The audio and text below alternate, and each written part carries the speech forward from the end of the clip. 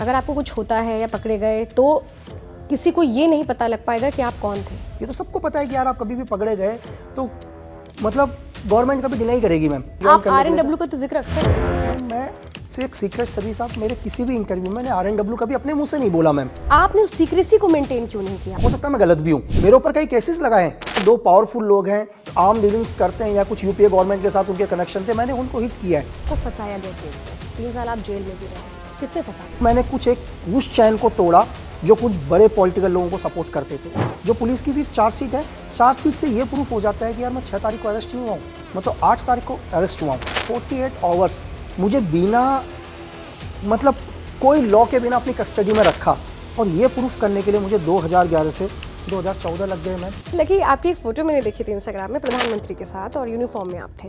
SPG में कैसे पहुंचे? उन्होंने मुझे as a Narendra Modi sir का, जब वो गुजरात के सीएम हुआ करते थे, तो उनका बॉडीगार्ड भेजा। शायद 90 या 92 डेज तक मैं उनका पर्सनल सिक्योरिटी में रहा। वॉर में लोगों का कॉन्फिडेंस कम हो जाएगा तो वो तो गोली नहीं चला पाएंगे। जब भी एक स्पाई या दुनिया का कोई एजेंट जाता है ना मैम, वो एक सुसाइड मिशन होता है, ये सबको पता है। नेचर है कि इंसान का कॉन्फिडेंस खत्म होगा ही होगा मैम। ना करने का ऑप्शन होता है मैम ना तो होता ही नहीं है मैम। मैं एक स्नैपर हूँ और मुझे पता है कि दुनिया में मेरी गोली नहीं चुकेगी। तो आपको ट्रैप करने की कोशिश की कभी? होता है डेफिनेटली मैम, क्यों नहीं होता ट्रैप। जिन लोगों से हम काम ले रहे थे, हमने जिसको चुना है, जो हमारा एसेट है, तो उस एसेट की उसने 100% मतलब कई चीज़ें कमियां निकालनी शुरू कर दी।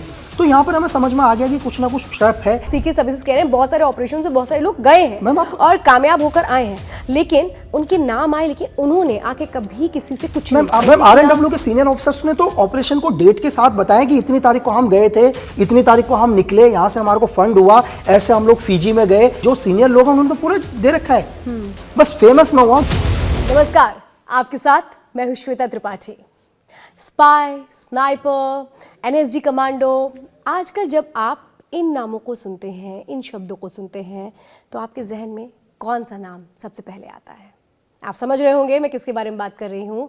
मैं लक्ष्मण सिंह बिष्ट यानी लकी बिष्ट की बात कर रही हूँ, जो सोशल मीडिया पे इस वक्त अपनी बातों को लेकर, ऑपरेशंस को लेकर और आरएनडब्ल्यू को लेकर की बहुत सारी चीज़ों को लेकर वो सुर्खियों में है। और आज खास बातचीत करने के लिए स्टूडियो में हमारे साथ वो खुद मौजूद हैं।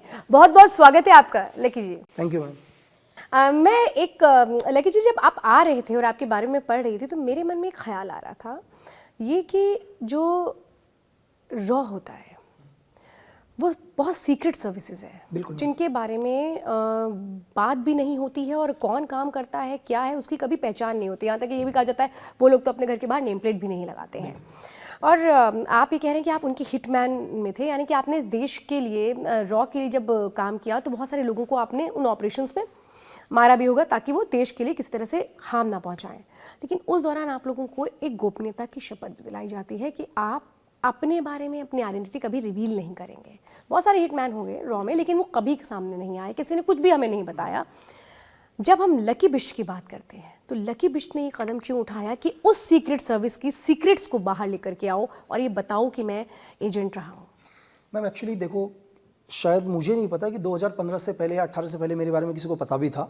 अगर आपने मेरे कोई भी इंटरव्यूज़ या अगर आपने दोनों बुक्स भी पढ़ी होंगी जो मेरी लाइफ पर बेस्ड हैं, उसमें सिर्फ ये बोला गया है कि लकी बिष्ट एक सीक्रेट सर्विसेज के लिए काम करता है मैम।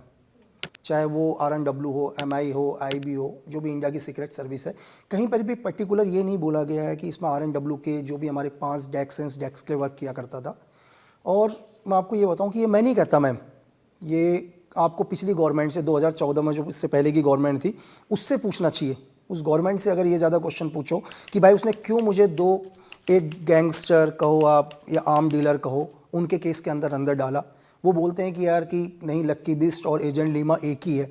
तो ये मेरे से अच्छा है क्वेश्चन अगर आप पिछली गवर्नमेंट से 2014 की गवर्नमेंट। मैंने तो आपसे सवाल दूसरा किया है। मैंने तो आपसे पूछा कि आप अगर ये कह रहे हैं कि सीक्रेट सर्विसेज के लिए काम करते थे, तो जब सीक्रेट सर्विसेज के लिए काम करते हैं तो सीक्रेट सर्विसेज में कहा जाता है कि आप चाहे नौकरी में हो या आप रिटायर हो चुके हो, अपनी आइडेंटिटी कभी नहीं बतानी है आपको। तो बस मेरा ये आपसे सवाल है कि हर सोशल मीडिया प्लेटफॉर्म पे आप गए, सबसे आपने बातचीत की और आपने बहुत सारे ऑपरेशन के बारे में बताया, तो आपने उस सीक्रेसी को मेंटेन क्यों नहीं किया? आपको क्यों लगा कि आकर के बात करनी चाहिए? और वो सीक्रेट एजेंसी जिनकी चीजें सीक्रेट है, क्योंकि कहा जाता है because it's related to the national security, तो आपको क्यों लगा कि मुझे आके बोलना चाहिए? नहीं, मुझे लगा मैम कि आने वाले यूथ को, आज के टाइम में जो आज का यूथ है, उस यूथ को पता ना चलना चाहिए कि भाई हमारी एजेंसी दुनिया में क्या करती है।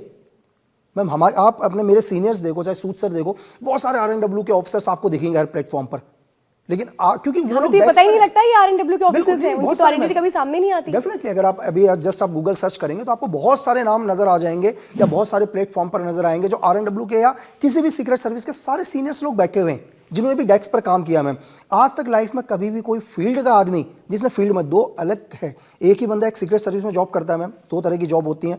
एक है कोई एक सीनियर ऑफिसर्स हैं, कोई भी हैं, वो XYZ डेस्क पर बैठ के अपना काम कर रहे हैं। एक एजेंट है, वो शायद मुझे लग रहा है कि मैं कभी भी वापस आता हूँ तो साल में जब मैं मेडिकल करने आता हूँ या अपने घर लीव जाने जाता हूँ, मतलब लीव के लिए आता हूँ, मैं तभी वापस आता हूँ मैम जब मुझे कैजुअली या एनुअली लीव जाना होता है। नहीं तो एक जो फील्ड का एजेंट है वो कभी नहीं आता मैम, उसने तो अपने ऑफिस भी नहीं देखे। कई बार तो सिचुएशन ऐसी हो जाती है कि ऑपरेशन में होते हैं लेकिन लॉ है, रूल है यार आपको मेडिकल करना पड़ेगा, तो वहीं से मेडिकल हो गया उनका। तो मेरा जो बताने मैं चाहता हूँ कि दुनिया जाने, वो ये जाने कि भाई आज का यूथ, आज का हिंदुस्तान बोलता है कि हम दुनिया में मोसाद ने इतने बड़े बड़े ऑपरेशंस करे, CIA ने इतने बड़े ऑपरेशंस करे दुनिया में, ISI ऑपरेशन करता है, MI5 ऑपरेशन करता है। तो मैं उनको ये बोलूँगा कि इस दुनिया के अंदर, वर्ल्ड में, अगर आप हमारे सीक्रेट सर्विस RNW के ऑपरेशंस को आप जानोगे या इन फ्यूचर में जब भी ये फाइलें कभी खुलेंगी तो आने वाले लोगों को पता चलेगा कि हमने अपनी दुनिया में बेस्ट ऑपरेशंस करें और हमारी जो एजेंसी है वो दुनिया की बेस्ट नहीं एजेंसी लकी, लेकिन मैं समझना चाहती हूँ कि देखिए जब मोसाद ऑपरेशंस कर रही है या RNW ऑपरेशंस कर रही है, वो तो सामने नहीं आता है बिकॉज ऑफ सिक्योरिटी। ये कभी भी सामने नहीं रखा जाता है कि हमने इस तरह से इस ऑपरेशन को अंजाम दिया। ठीक, अगर उसामा बिन लादेन को भी मारा गया, ठीक है, वो भी उनकी एक स्ट्रेटजी का हिस्सा था, लेकिन कैसे, कौन, कितने वक्त में, कहाँ गया, क्या गया, उसको लेकर ये कहते हैं हमने मारा और ऐसे मारा, लेकिन क्या प्लानिंग उसके पहले की, कौन, कितने लोग थे, क्या वहां उनका कोई सीक्रेट सर्विस का आदमी था, वो सब कभी रिवील नहीं किया जाता। इसलिए अब बिकॉज मैं एक आम इंसान हूं कि हम कहते हैं रॉ के लिए कहा जाता है कि वहां राइट हैंड को लेफ्ट हैंड के बारे में नहीं पता। मैम और देखो मैंने आपको RNW बताऊं, ये तो एक ओलंपिक के 5 रिंग है मैम, एक रिंग काम करा होगा दूसरा रिंग को पता ही नहीं होगा। मैं आपको ये बताऊं कि इस देश के अगर कोई चीफ, अगर इस देश के प्राइम मिनिस्टर्स को भी RNW के बारे में ओनली 70% पता होगा मैम। इस टाइम RNW के चीफ अगर सिन्हा साहब बैठे हैं तो सिन्हा साहब को भी मैं नहीं बोलता कि उनको भी 100% पता होगा, उनको भी सिर्फ 70-80% पता होगा। इस दुनिया में मैम एजेंसी को दुनिया में कोई नहीं जान सकता कि पूरी एजेंसी है क्या और कौन कहता है मैम हमने कौन से ऑपरेशन को। अगर आज तक आप मुझे ये बताओ कि चाहे लक्की बिस्ट हो या दुनिया का, कि मैंने ये बताया कि दुनिया में मैंने वो वाला ऑपरेशन किया है या मेरे ऑपरेशन में, आप मेरे अलावा आज तक आप लेफ्ट और राइट हैंड की बात कर रहे हैं, आज ये बता दो कि ऑपरेशन तो मैंने अकेले नहीं किया होगा, कोई ना कोई तो टीम होगी। अगर मैं किसी भी ऑपरेशन में गया हूं तो डेफिनेटली टीम होगी मैम। हर आदमी का अलग काम होता है। सपोज करो अगर कोई हिटमैन है तो कोई हिटमैन को सपोर्ट करने वाला भी होता है, कोई इसको रहने के लिए जगह भी देता है, कोई फाइनेंशियली हेल्प भी करता है, कोई इन्फिल्ट्रेशन करवाता है, एक्सपेक्टेशन करवाता है। लेकिन आज तक दुनिया में किसी को यही नहीं पता मेरा दूसरा साथी कौन था मैम, कहां पर, मतलब यानी आप मानते हो सीक्रेसी मेंटेन होती है। मैम आज तक मुझे ये बता दो कि आज तक मेरे दूसरे साथी का नाम तो दुनिया में किसी को पता ही नहीं है। लेकिन लकी बिश का नाम हर किसी नहीं, मेरे नाम हर किसी को पता है मैम, क्योंकि मैंने छोड़ दी एजेंसी। मेरे ऊपर कई केसेस लगाए, मेरे ऊपर केसेस लगाए थे कि भाई मैंने ही, क्या कहते हैं, 2 पावरफुल लोग हैं, आर्म डीलिंग्स करते हैं या कुछ यूपीए गवर्नमेंट के साथ उनके कनेक्शन थे, मैंने उनको हिट किया है। ये मेरे ऊपर इलिगेशन लगे हैं ना मैम, प्रूफ तो कहीं भी नहीं हुआ है। और ना ही मैंने आज तक मेरे किसी भी कोविड ऑपरेशंस के बारे में या कोई ऐसा ऑपरेशन जिसको मैंने बताया कि यार इस ऑपरेशन को मैंने ऐसे गो हेड किया, इसमें मेरे साथ ये लोग थे, या मेरे किसी कुछ भी ऐसा बोलने से आप ये बताइए कि इस गवर्नमेंट को कहीं पर कोई नुकसान हुआ, या मैंने ऐसी कोई आगे की प्लानिंग बताई कि देश में सीक्रेट सर्विस इस तरह की आगे की प्लानिंग कर रहा है। मैं वो बोल रहा हूं मैम जो हो चुका है। मैं आज से 10 साल पहले की बातें बोल रहा हूं। लेकिन लकी एक बात और, आप कह रहे हैं 10 साल पहले की बातें बोल रहे हैं, लेकिन जो 10 साल पहले की बातें आप बोल रहे हैं वो किस तरह से हुई वो भी तो आप बता रहे हैं। मैम आप नहीं चाहते मैम कि मैं आज आपके प्लेटफॉर्म में आया हूं, दुनिया जगह जा रहा हूं मैम, आज मुझे देखकर 1 लाख लड़के मैम लक्की बिस्ट बनने के लिए रेडी हैं। आज वो आर्मी ज्वाइन करने के लिए रेडी है मैम। आज मेरे पास डेली हजारों मैसेज आते हैं, लाखों मेल्स आते हैं मेरे पास पड़े हुए। उन लाखों मेलों में एक ही चीज होता है कि सर सीक्रेट सर्विस कैसे ज्वाइन करें, IB कैसे ज्वाइन करें, MI कैसे ज्वाइन करें, स्पेशल फोर्स में कैसे जाएं, NSG में कैसे जाएं मैम। आज वो बच्चे मेरे से ये नहीं पूछ रहे मैम कि मुझे बिग बॉस कैसे जाना है, मुझे बॉलीवुड कैसे ज्वाइन करना है। अगर एक लक्की बिस्ट के आने से, लकी ऐसे तो नहीं आप चाहते थे कि एक स्टारडम मिले इसलिए आप आए सामने? डेफिनेटली आपको ऐसा लग रहा होगा मैम। अगर आपको 1 हफ्ते पहले की न्यूज़ बताऊं मैं, तो 1 हफ्ते पहले की न्यूज़ है मैम, मेरे को एक बहुत बढ़िया ऑफर मिला था बिग बॉस से, और शायद मेरी आज तक लाइफ के अंदर कभी उतना अकाउंट में भी पैसा नहीं हुआ होगा जितना मुझे 10 दिन का पैसा मिल रहा था। वो भी छोड़ा है ना मैंने। उसमें आपने कहा था कि चूंकि रॉ की बहुत सारी चीजें सामने नहीं आनी चाहिए और एक सीक्रेसी की बात आप मैम, सीक्रेसी तो मैं वहां भी मेंटेन करके रख सकता था मैम, मैं वहां भी, लेकिन मेरे लिए बहुत मायने रखता करोड़ों रुपए मैम। शायद मेरे अकाउंट में कभी होंगे भी नहीं उतने पैसे। मुझे फिर- शायद फिर इस क्यों नहीं लेकिन गए? नहीं, मैं ये चाहता हूँ लोग मुझे जाने, मुझे फॉलो करें। वो कौन लोग होने चाहिए मैम? तो वो तो बहुत अच्छा प्लेटफॉर्म था, वहां तो सभी मतलब और ज्यादा लोग जान जाते हैं, अभी नहीं तो नहीं, जितना जान रहे हैं। मैम मुझे वो लोग जानने चाहिए जो इस देश को रिप्रेजेंट करेंगे आगे। अच्छा। मुझे नहीं चाहिए कि लोग एक दूसरे की लाइफ के अंदर झांकने वाले, किसी को उसका झगड़ा देखना है। मुझे मैम वो लोग नहीं चाहिए, मुझे वो फॉलोअर्स नहीं चाहिए। मुझे वो फॉलोअर्स चाहिए या मुझे वो लोग फॉलो करें जो कहते हैं कि आप एक बारी आवाज दो और हम उठ के आने के लिए तैयार हैं इस देश के लिए, चाहे वो 10 ही हो। मुझे 1 करोड़ नहीं चाहिए मैम, मुझे वो 10 लड़के चाहिए सिर्फ, जो इस देश के लिए काम करने के लिए चाहिए। और रही स्टार्टअप की बात मैम, तो और भी बहुत सारे तरीके हैं। मैं फिल्म की स्क्रीन में भी आ सकता हूँ मैम स्टार्टअप के लिए। और मैं एक चीज़ बोलता हूँ मैम कि दुनिया के फर्क नहीं पड़ता, चाहे दुनिया आपको हीरो माने या ना माने। मैं रात को सोता हूँ मैम, जब भी मैं रात को सोता हूँ बहुत चैन से सोता हूँ, और मुझे लगता है यार जितना मैंने करना था मैं उतना करके आया हूँ मैम। अभी आपने एक बात बोली कि आपको फंसाया गया केस में, 3 साल आप जेल में भी रहे, किसने फंसा दिया? नहीं नहीं मैम, वो तो जो भी इन्वेस्टिगेशन कर रहा होगा उसको पता होगा ना मैम। एक चीज़ नहीं, बताइए, क्यों फंसाया आपको? मैंने तो नहीं बोला, मैंने कहा मेरे ऊपर चार्जेस लगे हैं मैम। क्यों लगे? ये तो मैम जो इन्वेस्टिगेशन कर रहा है ये क्वेश्चन उससे करना चाहिए। मगर आपको लगता है आपको फंसाने की कोशिश की गई थी जानबूझ के? नहीं, जानबूझ के किया तभी तो बाहर हो ना क्यों मैम। किया गया? मैं ये मैम ये क्वेश्चन मैं आपसे क्या कह रहा हूं मैम, ये क्वेश्चन तो उनसे करना चाहिए था जिन्होंने ये चीज करा। इसका जवाब मैं क्या दूंगा मैम? नहीं, फिर भी आपको ऐसा लगता होगा ना, कुछ लोग ऐसे हैं जो आपके हाँ, पीछे बस पड़े हुए हैं। ये मेरा पॉइंट ऑफ व्यू है मैम, मैं अपना पॉइंट यही मैं यही समझना चाह रही हूँ कि क्या आपको ऐसे लगता है कुछ आपके लोग आपके पीछे पड़े हैं, और क्यों पड़े हैं? ये मेरा पॉइंट ऑफ व्यू से है, हो सकता है मैं गलत भी हूं, बट मैं अपना पॉइंट ऑफ व्यू रखता हूं। मुझे लगता है कि कुछ एक लोगों को लगा था कि मैंने कुछ एक उस चैन को तोड़ा जो कुछ बड़े पॉलिटिकल लोगों को सपोर्ट करते थे एज ए इलेक्शन में, वोटिंग के अंदर, जो उस टाइम की गवर्नमेंट थी। अगर आप उन दोनों लोगों का हिस्ट्री निकालती तो आपके लिए थोड़ा सा इजी हो जाता मैम पूछना। अगर मैं आपको उन दोनों की हिस्ट्री बताऊं जो लास्ट में मेरे ऊपर किलिंग लगी है, उन दोनों के ऊपर कई केसेस थे। मतलब आपको मैं नॉन बेलेबल केस बताता हूं, कई मर्डर्स के केसेस, फिरौती के केसेस, अपहरण के केसेस, आर्म्स डीलिंग के केसेस। तो शायद कोई ना कोई तो उनको सपोर्ट कर रहा था मैम। एक आदमी सपोज करो जिसने कई हत्याएं करी हैं, दुनिया भर से पैसा उठाया मैम, आर्म्स डीलिंग कर रहा है, फिर भी वो आदमी सेफ बैठा हुआ है अपने घर में, ठीक है। उसके ऊपर केसेस आते हैं और विद इन 6 महीने के ऊपर उसके ऊपर मर्डर केस भी खत्म हो जाते हैं। एक आदमी दिन दहाड़े, मतलब पब्लिक के बीच में दिन के 12 बजे शूट आउट करता है और 6 महीने में गवर्नमेंट बोलती है केस खत्म इसका। तो कोई ना कोई तो होगा मैम उसके पीछे जिसने सारे केस खत्म करे होंगे उसके।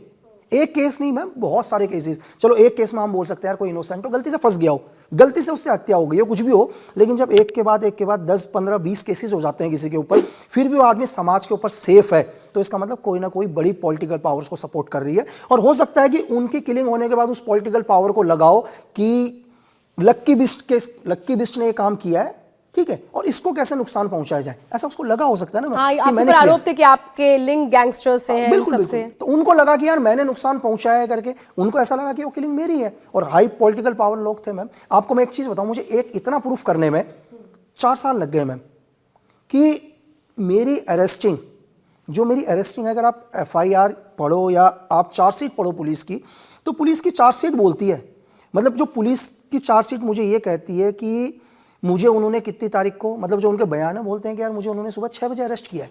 मतलब पुलिस का दावा है कि 6 बजे अरेस्ट किया है। लेकिन पुलिस की जो चार्जशीट है, जो पुलिस की फिर चार्जशीट है, चार्जशीट से ये प्रूफ हो जाता है कि यार मैं 6 तारीख को अरेस्ट नहीं हुआ हूं, मैं तो 8 तारीख को अरेस्ट हुआ हूं। मतलब विद इन पुलिस ने 6 से लेकर 8 तक, मतलब ये लगा लो मैम कि 48 आवर्स मुझे बिना, मतलब कोई लॉ के बिना अपनी कस्टडी में रखा। और ये प्रूफ करने के लिए मुझे 2011 से 2014 लग गए मैम। एक इतनी सी बात जो क्लियर नजर आ रही है सबको, जो पेपर्स पर है, ये मैं नहीं कहता हूं। मतलब आप सिस्टम की लूप होल्स की बात कर रहे हैं? लूप होल्स की बात कर रहा हूं मैम, लेकिन मुझे प्रूफ करने में, ये तो आपको भी दिखाई देगा, आप चार्जशीट देख लो, आप चार्जशीट हो गया, ये कैसे हो सकता है? ये लोग, मतलब एक आदमी बोलता है कि यार भाई, एक पुलिस वाला बोलता है इसको मैंने सुबह 6 तारीख को अरेस्ट किया, और वहां चार्जशीट में दूसरी जगह पुलिस वाले बोलते हैं यानी 8 तारीख को अरेस्ट किया करके। एक एग्जाम्पल, डॉक्टर बोलता नहीं, मैं तो, मतलब ये गैप तो आपको चार्जशीट में नजर आ रहा है। जो चीज विद इन 24 घंटे के अंदर हो सकती थी देखकर, और मैं 24 घंटे में बाहर आ सकता था, उस चीज के लिए मैंने 4 साल झेले हैं। लेकिन लकी, आपको क्या लगता है कौन आपका दुश्मन है? आप तो जैसा बता रहे हैं कि भाई किसी से कोई मतलब नहीं, कुछ नहीं, कोई भी चीज नहीं, आपका नाम भी जोड़ दिया गया, ऐसा आपको क्या लगता है कौन ऐसे लोग हैं? वो दुश्मन कौन है आपके? वो तो फिर आगे भी आपके लिए दुश्मन, मतलब मुश्किल पैदा कर सकते हैं। नहीं मैम, आगे मुझे इसलिए नहीं है क्योंकि आज के टाइम में मुझे ऐसा लगता है कि हिंदुस्तान एक बहुत सही लीडर के हाथों में है मैम, ठीक है, बहुत अच्छे लीडर के हाथों में हिंदुस्तान, और सही जगह पर चल रहा है, बहुत बढ़िया प्रोग्रेस कर रहा है। और मुझे नहीं लगता कि उनकी लीडरशिप दोबारा आएगी, ये मेरा मानना है मैम। ये भी मेरा पॉइंट ऑफ व्यू है कि शायद मैं जब तक रहूं ना रहूं 100-200 साल तक, मुझे नहीं लगता कि सेम गवर्नमेंट दोबारा वो रिपीट होगी। तो इसलिए मुझे ऐसा कोई थ्रेट नहीं लग रहा है मैम। आप ये मान रहे हैं कि आपने क्लियरली बोल दिया कि पॉलिटिकली आपको फंसाया। पॉलिटिकली बिल्कुल मैम। अब मैं पर्टिकुलर नाम तो नहीं लूंगा मैम, और मैं नहीं चाहता हूँ कि ये नाम लेती है वो बाहर फिर एक एफआईआर दर्ज करे कि लक्की बिस्ट ने मतलब एक नेशनल टेलीविजन में जाके मेरा नाम लिया। लेकिन मैं इतना आपसे कहता हूँ मैम कि वो लोग दोबारा नहीं आएंगे, क्योंकि मैं ही नहीं और मतलब मेरे जैसे करोड़ों लक्की बिस्ट इस देश में जो नहीं चाहते वो दोबारा वो गवर्नमेंट आए मैम।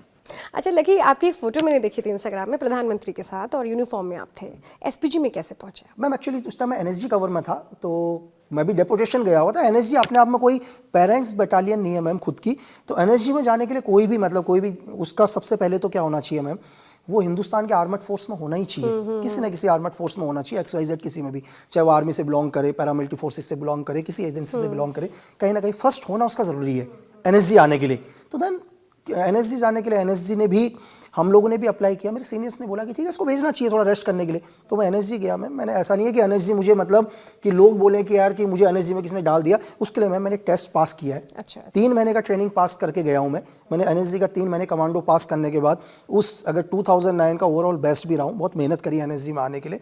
देन उसके बाद एनएसजी को लगा कि लक्की बिस्ट को किस जेड प्लस कैटेगरी में डालना चाहिए, तो उन्होंने मुझे as a Narendra Modi sir का, जब वो गुजरात के सीएम हुआ करते थे, तो उनका बॉडीगार्ड भेजा और मुझे आई थिंक मुझे लग रहा है एक्यूरेट डेट तो मुझे याद नहीं है, शायद 90 या 92 डेज तक मैं उनका पर्सनल सिक्योरिटी में रहा।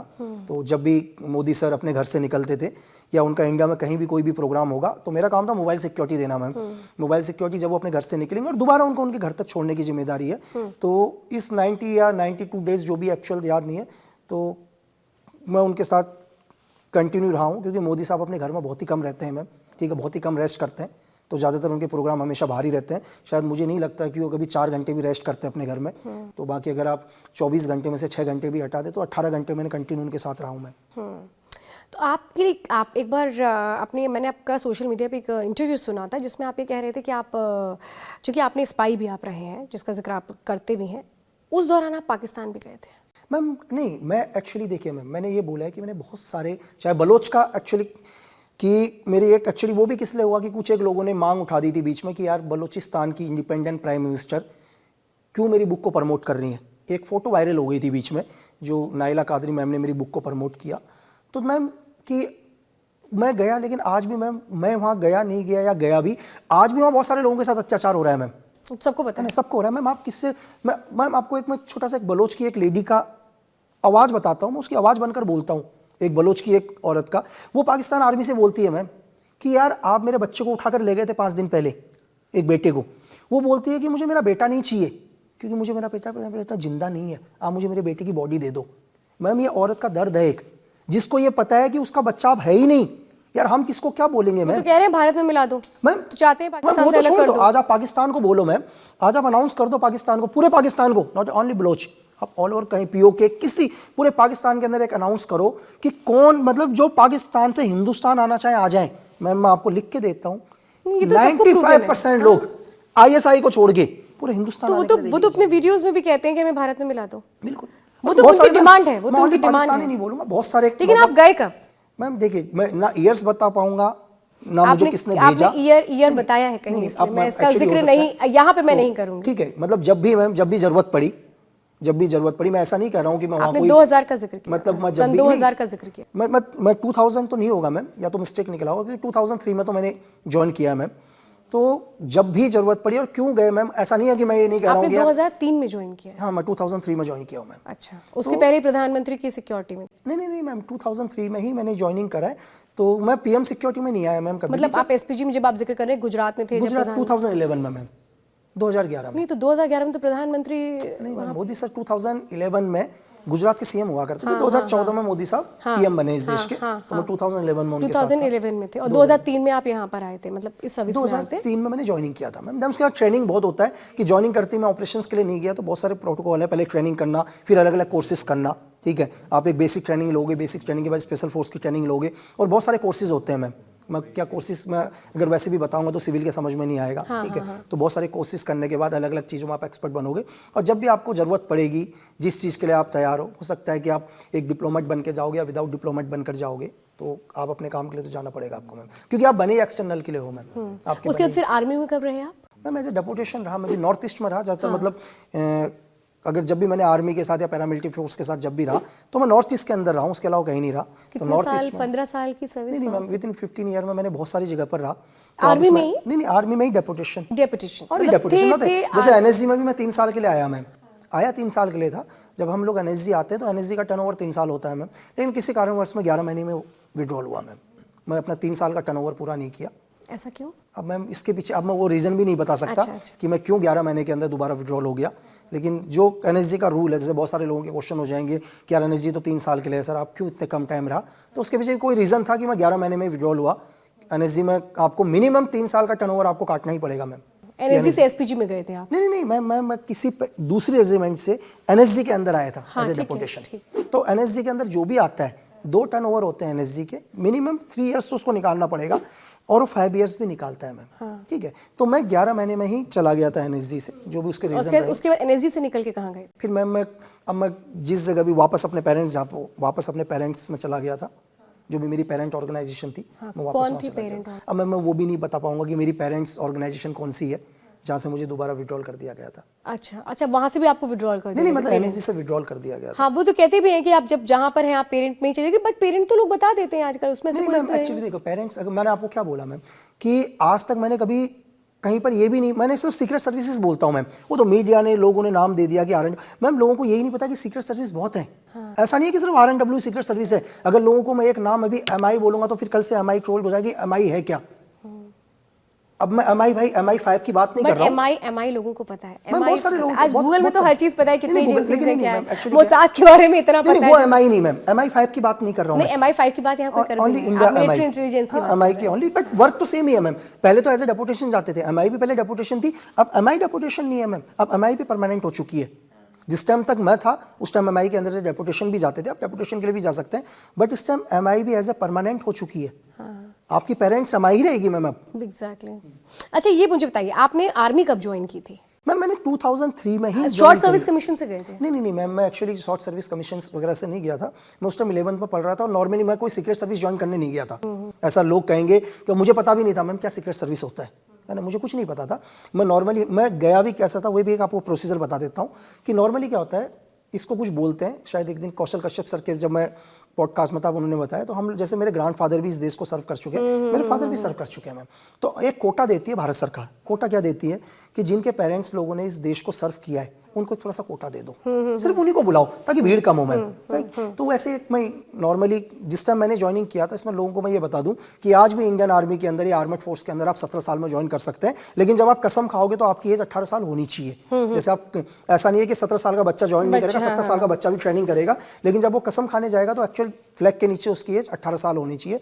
तो सेम वही मैम, नॉर्मली तरीके से कॉलिंग लेटर आता है। कॉलिंग लेटर में मेरे को पता, मैं भी एक नॉर्मली फोर्स ज्वाइन करने के लिए जाता हूँ और मुझे ये भी नहीं पता होता मैं कौन सी आर्मी ज्वाइन करूंगा मैम, क्योंकि बीआरओ के कई होते हैं, आपको वहाँ से सेलेक्ट होने के बाद किसी भी रेजिमेंट्स में भेज सकते हैं। अब बीआरओ भी लोग नहीं समझेंगे, बीआरओ एक्चुअली क्या होता है, आप कोई भी एक आर्मी ज्वाइन करने जाओ तो जैसे आप एक पर्टिकुलर किसी सेंटर की भर्ती निकली है, वो बात अलग है कि Kumaon regiment, Garhwal rifle, para SF, grenadier, वो एक पर्टिकुलर निकली है। लेकिन एक्चुअली क्या होता है, बीआरओ निकलने के बाद जहाँ जहाँ भी जरूरत होती है उन रेजिमेंट के अंदर डाल दिया जाता है। तो मैं भी एक सिंपल तरीके से, आपकी रेजिमेंट कौन सी? मैं भी एक सिंपल तरीके से नॉर्थ ईस्ट ही गया था मैं, एज ए सेम बीआरओ की टाइप का ही, कि मुझे नहीं पता मेरी कौन सी रेजिमेंट। अभी तो ट्रेनिंग के लिए ही गया हूँ ना मैं एज ए ट्रेनिंग के लिए भी नहीं, सिर्फ एक ज्वाइनिंग करने के लिए।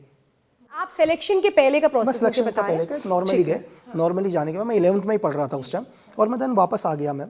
वापस आने के बाद अपना दोबारा पढ़ाई कर रहा था। मतलब आप लोग ट्रेनिंग को कंप्लीट नहीं कुछ मैम, सिर्फ ओनली फिजिकल मेडिकल नहीं। जैसे प्रोसीजर क्या होता है, आप आर्मी ज्वाइन करने जाओगे, या ज्वाइन करने के बाद ऐसा नहीं कि आप उसी दिन ज्वाइन कर लोगे मैम। आज आप ज्वाइन करोगे, हो सकता है आपको 6 महीने के बाद बुलाएंगे वो लोग, क्योंकि आज तो पूरे हिंदुस्तान से आए हैं मैम, हिंदुस्तान से 1 लाख लड़के लोग आए हैं। शॉर्टलिस्ट बाद में करेंगे, वो उसका 2 महीने का प्रोसीजर भी हो सकता है और 1 साल का प्रोसीजर भी हो सकता है, 6 महीने का भी प्रोसीजर हो सकता है। सेम मैं भी गया और जाके भूल गया कि भाई मैं करके आया हूँ, दोबारा मैं अपने पढ़ाई करने लग गया। पढ़ाई करने के बाद दोबारा क्या हुआ, एक कॉलिंग लेटर आया कि यार भाई वापस आ जाओ, आपको सिलेक्ट किया है, ऐसा नहीं है, क्योंकि दोबारा आपका मेडिकल होना है, रीमेडिकल होना है। उसमें भी उन्होंने कंफर्मेशन नहीं दी कि आप सिलेक्ट हो चुके हो। फिर मैं दोबारा पहले मैं नॉर्थ ईस्ट गया, नॉर्थ ईस्ट जाने के बाद फिर मैं दूसरे स्टेट में गया अपना मेडिकल चेकअप कराने। ठीक है, मेडिकल में मेरा नॉर्मली कहीं पर कुछ कान में कोई प्रॉब्लम था, तो उन्होंने मेरे को नॉर्मली एक सिविल कोई हॉस्पिटल था, बोला यार अपना वहाँ कान चेक करवा लो आप। नॉर्मली मैं अपना कान चेक करवाया, वहाँ से ओके रिपोर्ट आ गई, ठीक है। अब मुझे भी लगा नॉर्मल प्रोसीजर है करके, तो नॉर्मल प्रोसीजर में पहली बार जब मैं गया था मैम, तब मैं गया वही एक इंडिपेंडेंट, याद आ गया मुझे, इसको इंडिपेंडेंट रैली बोलते हैं मैम, जो एक इंडिपेंडेंट लोगों को दी जाती है। तो फिर से कुछ अब क्या है, अब यहाँ मुझे नहीं पता था प्रोसीजर क्या है मैम। जब वहाँ पर कुछ एक लोग बैठे थे, बहुत सारे ऑफिसर्स लोग बैठे थे, कुछ एक सिविल ड्रेस में थे, कुछ एक आर्मी यूनिफॉर्म में थे मैम, ठीक है। एक इंडियन आर्मी का कौन सा कैंप था वो भी मैं नहीं बता पाऊँगा, क्योंकि सीक्रेट सर्विस बहुत सारी जगह है हिंदुस्तान में जहाँ अपनी ट्रेनिंग चलाता है मैम। इंडिया के अंदर उसका पर्टिकुलर अपना कोई ट्रेनिंग सेंटर नहीं है कि अपनी ट्रेनिंग यहीं चलेगी, ठीक है। आपको ये भी नहीं पता चलेगा कि आप ही के स्टेट में नहीं, तो आप आर्मी में ज्वाइन करने के लिए गए थे, उसमें तो सीक्रेट सर्विसेज के लिए का पार्ट नहीं थे आप? नहीं, तो यही तो मैं बता रहा हूँ ना मैम, मुझे पता नहीं था मैं सीक्रेट सर्विस, मैं सिर्फ आर्मी ही ज्वाइन करने गया था। अब यहाँ से मेरा प्रोसीजर चेंज हो गया मैम, मैं आपको शॉर्ट में बता दूंगा। यहाँ से सीक्रेट सर्विस ने हायर कर लिया कि ये लोग हमें चाहिए, ठीक है। क्लियर है मैम। मतलब आप सीधे MI चले गए? मैं सीधे मिलिट्री नहीं, इंटेलिजेंस? मैं एक सीक्रेट सर्विस चला गया मैम, बस उसका मैं नाम नहीं बता पाऊंगा, चाहे मैं RNW हूँ चाहे MI हूँ, मैं किसका पार्ट बना, मैं गया आर्मी ज्वाइन आप करने के लिए। RNW का तो जिक्र अक्सर करते हैं। मैम मैं से एक सीक्रेट सर्विस, आप मेरे किसी भी इंटरव्यू में मैंने RNW कभी अपने मुंह से नहीं बोला मैम। मैं RNW एक सीक्रेट सर्विस है, वो मैं बता रहा हूँ। चाहे मैं यहाँ से RNW का पार्ट बना, चाहे MI का पार्ट बना, चाहे IB का पार्ट बन गया मैं आर्मी ज्वाइन करने के लिए था, यहाँ से मेरा लाइफ यहाँ से चेंज हो गई मैम, ठीक है। और लगभग मैं फर्स्ट जब मैं 16 साल 3 या 4 महीने का, एग्जैक्ट डेट तो मेरे जो डॉक्यूमेंट्स होंगे उसी में होगा, लेकिन आप यहाँ से अंदाज़ा लगा सकते हैं मैं उस टाइम 11th में पढ़ाई कर रहा था मैं, ठीक है। तो यहाँ से सिलेक्ट हुआ, सिलेक्ट में फिर भी नहीं पता था कि हम सीक्रेट सर्विस ज्वाइन कर रहे हैं मैम, अभी तक कुछ नहीं पता सीक्रेट सर्विस ज्वाइन कर रहे हैं। लेकिन ये उस टाइम ये खुशी हो गई कि हम स्पेशल फोर्स का, हमें पता ही था। मुझे एक स्पेशल फोर्स है पैरा, जो मुझे बहुत पसंद है, ठीक है। पैरा एसएफ मुझे बहुत पसंद है, क्योंकि हमेशा मतलब जब लगता है यार आर्मी में जाऊँ तो मैं पैरा एसएफ में चले जाऊँ, थोड़ा सा अपग्रेड है मैम, ये स्पेशल फोर्स है। तो हमें एक खुशी थी यार, हम लोग मतलब पैरा एसएफ के लिए हो रहे हैं, लेकिन कंफर्म नहीं था कि हम ये हैं, ठीक है। जब हमारे को सबको लेकर गए दिल्ली में, हम लोग 0 वीक चलाया। 0 वीक भी पहली बार होता है। 0 वीक क्या होता है मैम, ये को ट्रेनिंग में कोई इंक्लूड नहीं होता है, काउंट नहीं करते, काउंट नहीं करते, 0 आर होता है पार्लियामेंट में। हाँ, मतलब ऐसे ही 4 वीक का 0 वीक होता है, जहाँ पर आपको पहली बार आपकी हेयर कटिंग से लेकर आपको कपड़े पहनने का तरीका सिखाया जाएगा, चीज़ें नॉर्मल, कि आप उस माहौल में ढल जाओ। देन यहाँ से फिर हम लोग निकलते हैं मैम, यहाँ से एक्यूरेट मैं आपको इंक्लूडिंग कितने लोग, हम लोग कितने कैडेट्स यहाँ से गए वो आपको नहीं बता पाऊंगा, उसमें से एक मैं भी था मैम, ठीक है। जब हम लोग अब वो सबको रिवील है कि हम यहाँ से 26 वीक की ट्रेनिंग के लिए गए थे। 26 वीक की ट्रेनिंग थी। बेशक वो ट्रेनिंग हमारी 20 वीक में हम पास आउट नहीं कर पाए, हमें 2.5 साल लगे उस ट्रेनिंग को करने में। होता क्या है कि ट्रेनिंग के अंदर क्या होता है, जब आप टेस्ट पास नहीं कर पाते में, आपके वीक कंटिन्यू डाउन होते जाते हैं, क्योंकि उनका एक प्रोसीजर होता है कि इस प्रोसीजर में आपको टेस्ट निकालना ही पड़ेगा। लेकिन वो ऐसा टेस्ट होता है, आप कितनी भी कोशिश कर लो, कितनी भी मेहनत कर लो, आप पास नहीं हो पाओगे मैम। उनका रूल ही ऐसा होता है, वो स्टार्टिंग में नहीं बताएंगे आपको कि 2.5 साल की ट्रेनिंग होगी, नहीं तो आप मेंटली पागल हो जाओगे मैम। आपको लगेगा 26 हफ्ते की ट्रेनिंग है। सेम आर्मी के अंदर भी क्या होता है, लोगों को बोलते हैं 9 महीने की ट्रेनिंग है। दुनिया का कोई आर्मी वाला 9 महीने में कहाँ ट्रेनिंग करता है, वो साल भर जाता ही जाता है मैम, क्योंकि फेल हो गए, वो उनका तरीका ही है, दोबारा से फिर ठीक है। करना और मैम जब हम ट्रेनिंग सेंटर में वहाँ पहुंचे तो वहाँ विथिन मतलब कितना टाइम लगा होगा, 1 महीने के बाद हमें धीरे धीरे समझ में आया होगा मैम कि ये स्पेशल फोर्स तो नहीं है करके। फिर विथिन 1 महीने के बाद हमारे को पता चला कि हम एक हिंदुस्तान की एक ऑर्गेनाइजेशन है, एक सीक्रेट सर्विस है जो काम करती है अपने एनिमी को ख़त्म करने का पूरी दुनिया में, ठीक है। मतलब जो भी हिंदुस्तान के दुश्मन है या जो भी इंडिया के लिए नुकसानदायक है, जिनका नहीं है, हम उसका हिस्सा बनेंगे अगर यहाँ से पास होकर गए तो। तो वहाँ से पूरी कंप्लीट ट्रेनिंग होने के बाद, वहाँ की ट्रेनिंग होने के बाद भी, इंडिया में आने के बाद भी बहुत ट्रेनिंग करी है। ऐसा नहीं है कि वहाँ से आने के बाद आपने ट्रेनिंग करी, इंडिया में मैंने बहुत सारे कोर्सेज करे। बस जैसे आप NSG के बारे में सबको पता है कि यार चलो NSG तो किया 3 महीने का। उसके अलावा मैंने एक्सप्लोजिव का भी किया है, जिसको हम BD ट्रेनिंग बोलते हैं। उसके अलावा मैंने PSO भी किया है, अगर पर्सनल सिक्योरिटी ऑफिसर को आप प्रोटेक्ट करोगे कैसे करोगे। मैंने स्नैपर भी किया है। इसके अलावा एशिया का सबसे हार्ड कमांडो विंग है मैम, पूरे एशिया का, जिसको हम लोग बेलगांव कमांडो बोलते हैं। शायद आज के लोग उसको घातक के नाम से जानते हैं मैम, शायद, क्योंकि पहले कमांडो विंग बोलते थे, फिर बाद में उसका नाम चेंज हो गया, अभी घातक है। तो वो भी किया है। तो बहुत सारे ये कंटिन्यू क्या होता है, ये तब होते हैं मैम जैसे आप अपग्रेड ऑपरेशंस के लिए गए हो या काम कर रहे हो, तो जब आप वापस आओगे तो आपको थोड़ा सा अपग्रेड किया जाएगा। अपग्रेड का मतलब जैसे मतलब सिविल लोग भी पढ़ाई करते हैं तो कोई अपना कोई कोर्स कर लेता है, कोई कोर्स, तो सेम वही प्रोसीजर है मैम। आपके एक्सपर्टीज़ के लिए। एक्सपर्टीज के लिए। अच्छा, मुझे एक बात है, आप जब ये बात कहते हैं, क्योंकि आप कब तक आप नहीं बता रहे थे जब तक आप अपनी उस ट्रेनिंग के लिए या उसके लिए गए कि आप जा क्यों रहे हैं, कहाँ आपको सेलेक्ट किया जा रहा है, तब तक आपको नहीं पता था। लेकिन एक बात मैं ज़रा जानना चाहती हूँ, सोशल मीडिया के ज़रिए ही मैंने भी आपके इंटरव्यूज़ जब देखे और सुने हैं, आप जब ये बात कहते हैं कि जब भी कोई स्पाई किसी कंट्री में उसको एक ये दिया जाता है प्रोजेक्ट कि आप ये जाइए और ये ऑपरेशन आपको करना है, तो जैसे ही वो, चूँकि आपने उसमें पाकिस्तान का जिक्र किया है, जैसे ही आप वहाँ जाते हैं तो कोई भी स्पाई जो होता है उसका जो कॉन्फिडेंस है वो 25% कम हो जाता है। ज़्यादा ही होता होगा मैम। मैं ये इसलिए आपसे सवाल कर रही हूँ कि आप जब ये बातें बोलते हैं तो आप ये नहीं समझते हैं कि जो आपका दुश्मन है उसके लिए आपकी ये पॉइंट ताकत बन जाएंगे? मैम कैसे, मुझे ये बताइए। अगर आप ये कह रहे हैं कि स्पाई जा रहा है, अगर आप ये कहते हैं कि उसका कॉन्फिडेंस कम है या कम हो रहा है, यानी उसको अंदर ही अंदर एक प्रेशर है और डर है, तो ये आप जो अभी तक शायद दुश्मनों को या अलग जो हमारे साथ मतलब नहीं समझते हैं कि भाई ये सर्विसेज के लोग ऐसे होते हैं या इनका भी मन स्थिति ऐसी होती है, तो वो तो ये समझ जाएंगे कि अगर 75% इनका कॉन्फिडेंस है, 25 गिर गया है, तो 100% हम गिरा देते हैं। मैम आपका क्वेश्चन अच्छा है, लेकिन ये मेरे दुश्मन कौन होंगे? एक स्पाई का दुश्मन कौन होगा मैम? मानिए दूसरी कंट्रीज में। मैम यही मैं पूछ रहा हूँ, एक स्पाई का दुश्मन कौन होगा? स्पाई होगा मैम। मेरा दुश्मन गली का गुंडा नहीं होगा। उसको भी सब कुछ पता होगा। मेरी बात सुनिए मैम, एक स्पाई का दुश्मन, एक आर्मी का दुश्मन हमेशा टेररिस्ट होता है मैम। गली का, अगर मैं एक स्पाई या एक एजेंट हूं, मेरा दुश्मन भी उसी लेवल का है, उसको सब पता है। ये मैं बात कर रहा हूं जो यूथ सिविल लोग हैं जो कल ज्वाइन करेंगे। मैं बात उसको मतलब अपने एनिमी को अलर्ट करने के लिए नहीं बोल रहा हूं मैम। मेरा एनिमी तो मुझसे भी स्मार्ट हो सकता है। अगर जितनी ट्रेनिंग मैं लेके आया हूं, मैं ये कभी नहीं बोलूंगा कि उतनी ट्रेनिंग एक आईएसआई का एजेंट नहीं लेके आया होगा, सीआई का नहीं लेके आया होगा। ये जो मैं बात कर रहा हूं कि यार 25% थोड़ा सा कॉन्फिडेंस डाउन होता है, ये उन बच्चों के लिए कह रहा हूं कि भाई कितनी मुश्किल होती है चीजें करने में। मैं अपने एनिमी को बताने के लिए नहीं कह रहा हूं। आप ये लकी इस बात को तो मानते हैं ना कि जब उस जगह किसी को भेजा जाता है किसी स्पेशल ऑपरेशन के लिए, मतलब मैं देश के अंदर नहीं विदेश की बात कर रही हूँ, जब वहां पर RNW जाता है स्पेशल ऑपरेशन के लिए किसी को भेजता है, तो उसका जो वो ऑफिसर होता है, मैं ऑफिसर ही बोलूँगी, वो बहुत ज़्यादा ट्रेंड होता है, उसको मेंटली फिजिकली इतना स्ट्रॉन्ग करके भेजा जाता है कि वो ट्रैप ना हो। तो अगर आप ये कह रहे हैं कि आप यूथ के लिए कह रहे हैं कि वो डरे नहीं, तो वो यूथ वो तो एक स्पेशल ट्रेनिंग लेके जा रहा है। तो मैं कनेक्ट करने की कोशिश करें तो इसका यूथ से क्या मतलब? नहीं मैम, ये नेचर है, ये दुनिया का है मैम। मैं भी यहाँ पर आया हूँ, मैं नॉर्मली तरीके से अगर कहीं बात करूंगा तो मेरा कॉन्फिडेंस अलग होगा।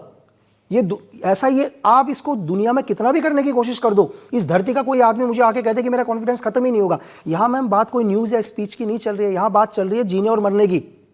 क्योंकि मुझे पता है कि मैं वहाँ जाऊँगा, जब भी एक स्पाई या दुनिया का कोई एजेंट जाता है ना मैम, वो एक सुसाइड मिशन होता है, ये सबको पता है। मैं आपको एक चीज़ और बताऊँ, ये बहुत सारे लोगों को नहीं पता होगा, लेकिन मैं आज को यहाँ भी बता देता हूँ। जब हम जाते हैं ना मैम, तो हम एक लेटर भी लिख के जाते हैं, और वो लेटर भी बहुत सेफ रखा रहता है। ये शायद आज तक मैंने कभी किसी को बताया नहीं होगा। ये लेटर इसलिए होता है, अगर मैं ना आया तो ये लेटर मेरे घर वालों को दे देना। जैसा पिक्चरों में देखते हैं। मैम पिक्चरों का नहीं देखा मैंने आज तक कि कोई लेटर देके जाता होगा अपने घर वालों को। यहाँ पर होता है कि यार ठीक है, तुम वापस आ गए तो ये लेटर को तुम वापस ले लेना, अगर तुम वापस नहीं आए तो ये लेटर हम तुम्हारे घर वालों को जिसको भी तुम देना चाहो दे दो। तो आप ये सोचो मैम कि एक लड़के को पता है कि भाई एक सुसाइड मिशन है ही सुसाइड मिशन मैम। क्योंकि पहले मैं आपको थोड़ा सा और क्लियर कर दूं मैम, स्पाई और एजेंट थोड़ा सा डिफरेंट है मैम। एजेंट अलग है, स्पाई दूसरा है। एक स्पाई कहीं पर 15 साल भी रह सकता है मैम। मैं उदाहरण भी दूंगा आपको, बहुत सारे स्पाई हैं। एक मतलब हमारे हिंदुस्तान के, अगर आप मेरे आइडल बोले या दुनिया के किसको भी ले एजेंट, आप क्या कहते हैं, कुलभूषण जाधव सर को भी देख सकते हैं, है ना, कि जैसे अभी एक उन्हीं ऊपर एलिगेशन लगा रखे पाकिस्तान ने, है ना, या रविंदर कौशिक सर को देख सकते हैं मैम। एक स्पाई अलग, एक एजेंट अलग, दोनों का डिफरेंट है मैम। कि एक स्पाई का काम क्या है और एक एजेंट का काम। एक एजेंट का ऑपरेशन मैम मैक्सिमम कितना हो सकता है? मैक्सिमम 7 डेज हो सकता है, 3 डेज हो सकता है, और विद इन 24 आवर भी हो सकता है मैम। दोनों का फर्क है। 72 आवर्स में आपको एक ऑपरेशन खत्म करना है, वो एक एजेंट है मैम। उससे पहले की उसकी पूरी तैयारी हो चुकी है, उसको सिर्फ एक स्पेसिफिक टारगेट दिया गया है जो स्पाई ने पहले ही कर रखा है। जो हमारा एक स्पाई या किसी भी देश का एक स्पाई किसी देश में रह रहा होगा, जो 10 साल से रह रहा होगा, वो पहले से वहां 10 साल है, वो एक स्पाई है। अब एक एजेंट जा रहा है मैम, दोनों के अंदर थोड़ा सा डिफरेंट। एक एजेंट जा रहा है यहाँ से और उसका काम है अपना टारगेट को एलिमिनेट करना। उसको कुछ नहीं, वहां पर उसने कुछ नहीं करना, वो ऑलरेडी सब कुछ किया हुआ है, वहां पर ऑलरेडी सारी टीम है मैम। तो इस सिचुएशन में वहां 15 साल नहीं रह रहा हूं मैं। मुझे मालूम है कि मुझे 72 घंटे के अंदर एक ऑपरेशन करना है। 72 आवर्स में एक एजेंट को ऑपरेशन करके उसको बताया गया है कि तुम कौन सा रूट यूज करोगे, तुम्हारे को कितने बजे कहां पहुंचना है। एक्चुअली क्या होता है मैम, सारी चीजें डिसाइड होती हैं। तो ये नेचर है कि इंसान का कॉन्फिडेंस खत्म होगा ही होगा मैम। अभी मैं यहाँ हूँ और मुझे क्या है कि एक्चुअली मुझे दूसरी जगह भी एग्जाम्पल जाना है, तो मुझे थोड़ा सा क्या होगा, हल्का सा डर होगा यार मैं वहाँ पहुँच पाऊंगा नहीं पहुँच पाऊंगा। इसको आप कितना भी करने की कोशिश करो कि यार मैं 100% वेल ट्रेंड हूँ। मैं आपको बताऊँ, मैं एक स्नैपर हूँ और मुझे पता है कि दुनिया में मेरी गोली नहीं चूकेगी। मुझे मालूम है, आप टारगेट ला दो मेरे सामने, ठीक है, और उस टारगेट को लाने से पहले बस मुझे सिर्फ 2 मिनट मेरे वेपन से मेरी प्रैक्टिस कर लेने दो और मुझे मेरे वेपन के ऊपर भरोसा दिलाने दो, क्योंकि मैं वेपन को पकड़ रहा हूं, मुझे नहीं पता मेरे वेपन के साथ किसने छेड़खानी करी है। बस मैं सिर्फ एक टारगेट के ऊपर 3 राउंड फायर मार के आऊंगा मैम। अगर मेरे वेपन में कोई कमी होगी ऊपर नीचे, मैं उसको कर लूंगा। अब मुझे पता है दुनिया में मुझे कहीं भी गोली मार दो, लेकिन अब आप मुझे जैसे ऑपरेशन दोगे ना मैम, उस ऑपरेशन में मेरा कॉन्फिडेंस डाउन थोड़ा सा होगा ही होगा मैम। वो रीजन है, वहां पर गलती माफी नहीं है। जहां पर गलती माफी नहीं होती मैम, वहां पर दुनिया का, मैं बोलता हूं कि दुनिया किसी को भी लेके आ जाओ उसके, ये तो मेरे साथ है। डाउन होगा, ये थोड़ा सा मुझे ना समझना इसलिए थोड़ा मुश्किल पड़ रहा है कि ऐसे तो एक आर्मी का जवान है, हाँ, जो सरहद पे खड़ा है बिल्कुल। और उसे पता है जब वॉर में लोग जाते हैं तो अगर वॉर में लोगों का कॉन्फिडेंस कम हो जाएगा तो वो तो गोली नहीं चला पाएंगे। मैम आप वॉर को खाएं या किस टाइम नहीं, वॉर नहीं, के आप मैम वॉर में आपके साथ पूरा देश है आपका। नहीं, आप मैं इसलिए बात बोल रही हूँ कि वॉर में पूरा देश है, ये आपको पता है, और आप जो मिशन पे जा रहे हैं वो देश के लोगों की सुरक्षा के लिए जा रहे हैं कि अगर ये लोग हमारे देश में आ गए या इस तरह की इंफॉर्मेशन लीक हो गई तो वो जो हमारे नागरिक हैं जिनको पता ही नहीं है कुछ, वो उनकी जान पे बन सकता है। तो मैं इसीलिए बात पूछ रही हूँ कि जब बात देशभक्ति की आती है, जब बात नेशन फर्स्ट की आती है, तो किसी के भी जो कॉन्फिडेंस है वो शायद 100 से 200% हो जाएगा, ना कि 100 से 75% हो जाएगा। मैं एक्चुअली इस बात को थोड़ा अंडरस्टैंड करना आपको उसको और समझा देता हूं मैं। आप मुझे ये बोलो कि यार लक्की, तुझे एक ऑपरेशन करना है JNK में, तुझे दोबारा से कारगिल वॉर जैसा आ रहा है, आदमी का कॉन्फिडेंस 100 गुना होगा मैम कि मैं जा रहा हूं। यहां पर क्या है मैम, चाहे मैं अपने दुश्मन को मारूं या ना मारूं, अगर मैं मारा तो मैं शहीद, दर्जा है ना मैम मेरा। अगर मैंने मारा तब भी मैं हीरो। दोनों कंडीशन में जीत आपकी है मैम। एक मैं आपकी, जैसे आपने मेरे को वॉर का बताया कि जवानों में, मैं बोलता हूँ कॉन्फिडेंस 500 लेवल हो जाएगा मैम कि दोनों तरफ जीत है ना मेरी। यार मैं तो इसमें मैम, मेरे से ज्यादा खुश होकर कौन जाएगा कि चला मैं मर भी गया तो भी मैं इस देश का हीरो हूं, और मैं मार के भी आया तो भी देश का हीरो हूं। यहाँ पर मेरी दोनों साइड से जीत है मैम। उस केस में पता है क्या है, मेरी एक छोटी सी गलती से हिंदुस्तान और दूसरे देश के डिप्लोमेटिक रिलेशन खत्म हो जाएंगे मैम। वहां पर एक गलती से सबको भुगतना पड़ जाएगा। आप अभी एक छोटा सा इंसिडेंट देख रहे हैं, अब मेरी वो चीज समझ रहे हैं मैम। वहां पर सिर्फ मैं अपने आप मैं मर जाऊं मुझे फर्क नहीं पड़ता। मेरी एक छोटी सी गलती से हिंदुस्तान और जिस देश में ये ऑपरेशन चल रहा है उस देश के कई सालों के रिलेशन खत्म हो जाएंगे एक गलती से। शायद आपको या तो मैं समझा नहीं पा रहा हूं, वो नर्वसनेस आप जो शब्द कहना चाह रहे हैं, कॉन्फिडेंस, इंसान नर्वसनेस होता है कि ये गलती से जो दो या जो भी कंट्रीज हैं उनके बीच ये ना हो कि हम आपके देश की इस तरीके से नजर रख रहे हैं, ये रख रहे हैं, मतलब एक मिसअंडरस्टैंडिंग ना क्रिएट। मैम रिलेशन, जैसे आप आज कनाडा का रिलेशन खत्म हो रखा है ना मैम कुछ टाइम के लिए, वो तो ठीक ही है ना, वो तो खालिस्तानियों को थोड़ा सपोर्ट करेगा। मैं आपसे मैं कह रहा हूं कि जैसे हुआ एग्जाम यहाँ, लेकिन वहां केस अलग है भाई, यहाँ हम इसको कोट नहीं कर सकते, एग्जाम्पल पे भी नहीं कोट कर सकते। मैं आपसे ये कह रहा हूं कि जब एक आदमी के ऊपर, वहां पर मैं मरूं नहीं मरूं मेरे को कोई फर्क नहीं पड़ता, लेकिन मेरी एक छोटी सी गलती से 2 देशों के रिलेशन खराब हो जाएंगे मैम। तो वहां पर आदमी का, आप उसको नर्वस बोलो या मेरी लैंग्वेज में बोलो, यार मैं थोड़ा सा डाउन होऊंगा उस जगह पर। मैं डाउन इसलिए नहीं हो रहा हूं कि मैं मुझे डर लग रहा है, मुझे डर लगता तो मैं जाता ही नहीं, मैं यहां से निकलता ही नहीं। मुझे थोड़ा सा दिक्कत यह है कि यार मेरी वजह से कुछ ऑप्शन होता है। क्या चीज ना करने का ऑप्शन होता है मैम? ना तो होता ही नहीं है मैम। मैंने फोर्स के अंदर, दुनिया की कोई भी फोर्स हो, फोर्स में तो ना वर्ड है ही नहीं उनके में। कभी मैंने ना वर्ड तो कभी नहीं सुना मैम फोर्स के अंदर।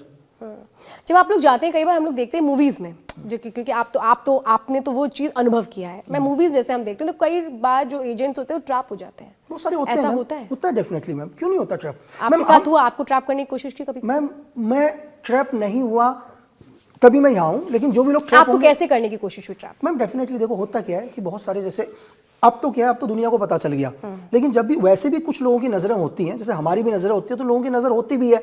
उसमें क्या होता है मैम कि बहुत सारे लोग क्या हैं, जैसे मेरे दोस्त लोग मेरी लाइफ के अंदर, मेरे बहुत कम दोस्त हैं, तो हम लोग बहुत लाइफ के अंदर दूरियां बना के रखते हैं मैम। मुझे नहीं पता कि कौन दोस्त के रूप में दुश्मन आएगा मैम, आपको पता भी नहीं चलेगा मैम कि वो आपका दोस्त बनकर रह रहा होगा, आपके साथ रह के रह रहा होगा।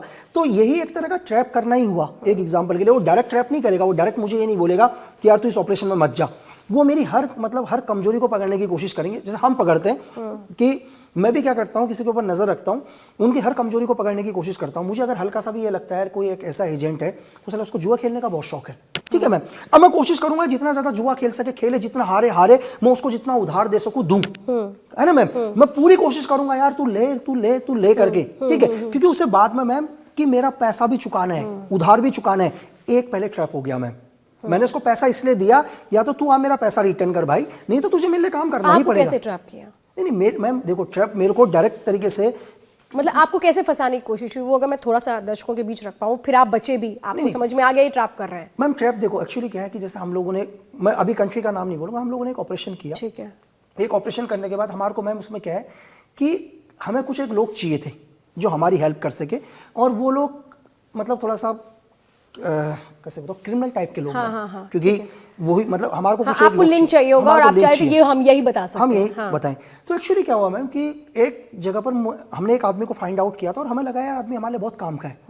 तो डेफिनेटली जिन लोगों से हम काम ले रहे थे, जिन लोग जो हमारे साथ बीच के मीडिएटर थे, जो हमारे लिए काम करते थे, तो लेकिन उसको ये भी नहीं पता था कि हम एक किसी कंट्री के लिए काम कर रहे हैं। तो उन्होंने हमारे को ये बोला कि यार नहीं, कि तुम हम इससे बेटर आदमी बताते हैं। मैंने कहा ठीक है बेटर आदमी बताओ, हम तो बोलेंगे मैम बताओ बेटर आदमी फर्स्ट टाइम में। तो उसने बोला यार ये आदमी इससे ज़्यादा बेटर है। तो हमने जब उसका एनालाइज किया तो पहले तो क्या हुआ, उसने उसका पेमेंट भी बताया ज़्यादा कि इसका ये पेमेंट लगेगा चीज़ें। तो हमें लगा यार नहीं, हमने कहा यार जिसके साथ हम जा रहे हैं वही हमारे लिए ज़्यादा बेटर है। तो हमारे पर थोड़ा सा प्रेशर आना शुरू हुआ कि यार नहीं ये ज़्यादा बेटर है, आप इसको ले लो चीज़ है। फिर सेकंड टाइम में क्या हुआ, चलो ठीक है जितना पेमेंट आपका वहाँ लग रहा है आप बताओ इतने पेमेंट में ये काम करेगा। ये सेकंड स्टेप आ गया कि पेमेंट भी डाउन हो गया कि यार जिस पेमेंट पर ये काम करने के लिए रेडी है उस पेमेंट पर भी ये काम कर लेगा। ये सेकंड स्टेप का आ गया ट्रैप कि नहीं भाई कुछ तो गड़बड़ है, कि जो आदमी पहले 100 रुपए में काम करने के लिए रेडी कह रहे थे, 100 से नीचे नहीं आएगा, वो 10 रुपए में भी काम करने के लिए रेडी है। देन हमारा जो हमने जिसको चुना है, जो हमारा एसेट है, उस एसेट जो भी एसेट है उस एसेट की उसने 100% मतलब कई चीज़ें कमियां निकालनी शुरू कर दी। तो यहाँ पर हमें समझ में आ गया कि कुछ ना कुछ ट्रैप है, या तो ये नहीं चाहते या तो ये लोग एंटी मिशन चाहते हैं कि ये मिशन ना हो कंप्लीट करके। तो ये मैम हो सकता है कि गलत भी हो। देखो हमारा काम है शक करना, हमारा काम है शक करना, काम ही शक है, मेरा काम शक करना है। तो हो सकता है वो अपनी जगह सही हो मैम।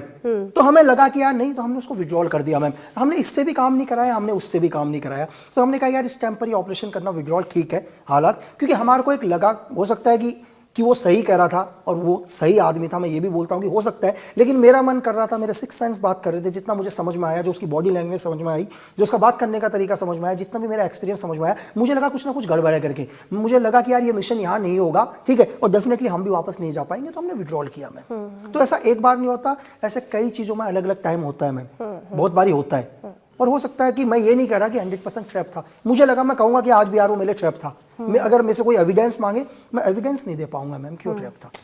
अच्छा लगी एक बात और मैं ये समझना चाहती हूँ, क्योंकि आपने आकर के सबसे पहले सीक्रेट सर्विसेज के लिए बताना शुरू किया, जो कि देश में कभी किसी ने इसके बारे में कभी जिक्र नहीं किया कि कैसे होता है, क्या होता है, क्या होता है। बहुत सारे ऐसे रिकॉर्ड्स हैं जो आज भी जो सामने नहीं आए हैं। मैं एक जानना चाहती हूँ, आप जिस तरह से यूथ से बात कर रहे हैं और तमाम चीज़ों को बता रहे हैं, क्या इससे आपको ऐसा नहीं लगता जो यूथ सीक्रेट सर्विसेज में जाना चाहते हैं, कल को वो सीक्रेट सर्विसेज के बारे में बहुत कुछ बता सकते हैं कि लकी बिश जब बता सकते हैं तो हम भी बताएं? मैम जब तक ज्वाइन कर रहे थे ना बताएं भाई, आने के बाद बता दो ना तुमने जो अच्छा किया है, कौन मना कर रहा है मैम? यार तुम दुनिया में महान काम करके आओ भाई, बताओ यार आकर, किसने मना किया मैम? तो फिर इतने लोगों ने अब तक क्यों नहीं बताया? मैम आप मुझे नाम तो बताओ जो अभी जिसका रिवील है। नहीं मैं ये कह रही हूँ, जितने लोग अभी भी, जैसे आप सीक्रेट सर्विसेज कह रहे हैं, बहुत सारे ऑपरेशन में बहुत सारे लोग गए हैं और कामयाब होकर आए हैं, लेकिन उनके नाम आए, लेकिन उन्होंने आके कभी किसी से कुछ नहीं कहा।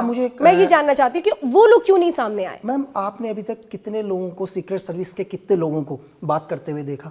मैं यही तो पूछ रही हूँ। मैं आपको बताऊं, मैं नाम गिनाऊं? नहीं, मैं एक एक करके सबके नाम उसमें हाईलाइट। आप समझिए मैं क्या कह रही हूँ, मैं उन नामों की बात नहीं कर रही हूँ, मैं ये कह रही हूँ उन्होंने कभी ये कोशिश क्यों नहीं की आपकी तरह? मैम की है ना कोशिश, वही तो नाम बता रहा हूं आपको। वो सामने आए, मीडिया में बात करिए, हर एक तरीके की चीजें निकालें। बिल्कुल मैम बात ही करिए कि उन्होंने क्या क्या नहीं किया। बुक्स लिखी है उन्होंने बड़ी बड़ी, इस इंडिया के लिए इतनी बड़ी बड़ी बुक्स लिखी है उन्होंने। RNW के आप सीनियर ऑफिसर्स की बुक उठा के आप अभी गूगल मारो ना, आपको 10 बुक्स है ना, तो इसका मतलब डेफिनेटली उन्होंने बताई है। सारी चीजें आप जो बता रहे हैं वो उसका कहीं उन किसी भी बुक्स में उन्होंने बताया कि भाई सीक्रेट सर्विसेज हैं, बहुत टफ होता है और किस तरीके से चीजों को आगे बढ़ाया जाता है। नहीं मैम सारे ऑपरेशन बताएं, डेट के साथ बता रखे हैं, लेकिन किसने किया, कैसे मैम RNW के सीनियर ऑफिसर्स ने तो ऑपरेशन को डेट के साथ बताया कि इतनी तारीख को हम गए थे, इतनी तारीख को हम निकले, यहाँ से हमारे को फंड हुआ, ऐसे हम लोग फिजी में गए, ऐसे हमने क्या कहते हैं कनाडा में एक जगह ली। वो तो बुक के अंदर मैम जो सीनियर लोग हैं उन्होंने तो पूरा दे रखा है। बस फेमस मैं हुआ हूं, दुनिया मुझे सुन रही है, ये इसलिए मैं लग रहा हूं जानना चाह रही मैं, थी दुनिया मुझे सुन रही कि है। आपके अंदर वो करेज कैसे आया कि चलो आप बुक भी लिख रहे हैं, हाँ। कि अब मुझे सामने आ जाना चाहिए और मुझे इन बातों को लोगों तक रख नहीं देना नहीं चाहिए। मैम, सामने तो मुझसे पहले बहुत आए हैं, मैं तो बहुत छोटा हूं अभी, मतलब जो अभी शायद 70 इयर्स के होंगे, 85 इयर्स के होंगे, उन्होंने तो बुक्स लिख दी, बड़े बड़े ऑपरेशंस बताए हैं इंडिया के अंदर। अभी मैं आपको जस्ट मैं आपको क्या बोल रहा हूं मैम, आप सिर्फ डालना कि RNW बुक, RNW के सीनियर ऑफिसर्स, आपको हजारों इंटरव्यूज मिलेंगे अभी भी मैम, सारे सीनियर्स के, और अच्छे प्लेटफॉर्म में मिलेंगे। जो भी सीनियर्स हैं और जिन्होंने दुनिया में बहुत ऑपरेशंस करे हैं, उनके सबको आपको नाम के साथ, पर्टिकुलर उनके ऑपरेशन के साथ। लेकिन मैंने आपको क्या बोला, सिर्फ लोगों ने मुझे ज्यादा सुना, इसलिए हाईलाइट मैं हुआ हूं मैम। ऐसा क्यों? मैं वो तो आप लोगों से पूछिए ना, मैं ये मैं नहीं बोल सकता हूँ दुनिया में, मैं ये नहीं बोलता मतलब कि आप ये लोग मानते हैं कि आप ऐसी कुछ चीजें बताते हैं जिसको लोगों को सुनने में दिलचस्पी है? मैम ऐसा कुछ नहीं है, मुझसे ज्यादा उन लोगों ने बताया मैम, मुझसे भी ज्यादा उन लोगों ने बताया। उन्होंने तो पूरा ऑपरेशन फिजी डिस्क्लोज किया है मैम, कि हमने फिजी के प्राइम मिनिस्टर को कैसे चेंज किया, हमने रबुक्टा की गवर्नमेंट को कैसे बदल दिया, कि कैसे हमारे 3 लोग गए, हमने ऑपरेशन 3 एवेंजर्स चलाया। 3 एवेंजर्स चलाने के बाद क्या कहते हैं, जब राजीव गांधी देश के प्राइम मिनिस्टर थे, ND तिवारी देश के विदेश मंत्री थे, तो हम एक ऑपरेशन तैयार करते हैं, ठीक है, कोर जिंदल, ठीक है, ये तीनों के तीनों यहां से निकलते हैं और 12 साल तक एक ऑपरेशन को चलाते हैं। ऑपरेशन को चलाने के बाद कैसे कर्नल रबुका की गवर्नमेंट को गिराया जाता है, और शायद महेंद्र चौधरी, आई थिंक, जो मैं नाम सही बोल रहा हूं, हो सकता नाम हो, और 1999 में हम कैसे एक हमारे इंडियन प्राइम मिनिस्टर को स्टेब्लिश करते हैं। पूरा डिस्क्लोज किया है मैम, पूरा एक एक चीज डिस्क्लोज किया, हमारे सीनियर अधिकारी ने एक और चीज़ मुझे एक बात बताइए, जब आप ये बताते हैं कि मैं इस ईयर में यहाँ पे गया, पाकिस्तान में ऐसे है, वो है, सारी चीज़ें ठीक है, आप गए, लेकिन आप वो अपनी जो कहानी बयां कर रहे हैं, उसके ज़रिए आप जो यूथ है उसको क्या संदेश देना चाहते हैं? मैं यूथ को ये संदेश देना चाह रहा हूं, भाई दुनिया में कुछ भी हो जाए, इस देश से बढ़कर कुछ नहीं है, तुम करो, तुम दोबारा सेफ हो, अगर तुम अपने देश के साथ हो ना मैम, तो धरती की कोई ताकत तुम्हारा कुछ नहीं बिगाड़ सकती। तुम 4 साल अंधेरी कोठरी में भी रहोगे ना देश के लिए, तुम दोबारा बाहर आओगे। अगर तुम अपने फ्लैग के साथ हो और सच के साथ हो, अगर तुम बोलते हो कि हिंदुस्तान से बढ़कर मेरे लिए कुछ नहीं है, तो तुम्हारी पूरी गवर्नमेंट लग जाए, तुम्हारे को अंधेरी कोठरी में डाल दें, तब भी तुम आओगे और हीरो बनकर आओगे मैम। बस मैं यही कह रहा हूँ। आप अपने आप को हीरो मानते हैं? मैं तो बिल्कुल मानता हूँ मैम। अच्छा, सबसे लंबा ऑपरेशन आपका कौन सा था? मैं ये नहीं बोलूंगी कहाँ गए थे, क्या था लंबा, विदिन, अगर मैं आपको लॉन्ग ऑपरेशन बताऊं सबसे ज्यादा, तो विदिन मुझे नहीं रहता 45 डेज से ऊपर का हमारा कोई ऑपरेशन नहीं रहा सर मैम आज तक। मतलब मैक्सिमम 42 डेज का ऑपरेशन था।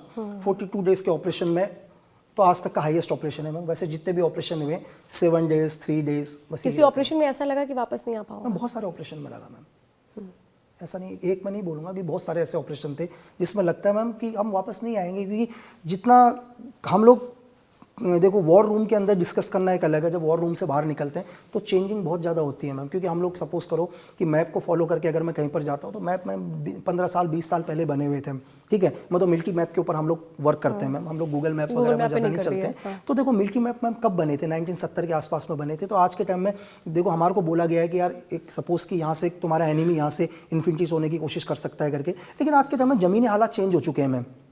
जो उस टाइम दिखाई दे रहा था वो नहीं था एक्चुअल में। हम उस GR में पहुंचते हैं तो उस GR में तो बिल्कुल ही चेंज है मैम, ठीक है। हमारे को बोला कि तुम्हारा मतलब फील्ड ऑफ फायर बिल्कुल क्लियर होगा, तुम एनिमी को नजर नहीं आओगे। वहां देख रहे हैं तो वहाँ कोई पेड़ पौधे ही नहीं है मैम, लेकिन 30 साल पहले वहाँ सब कुछ था।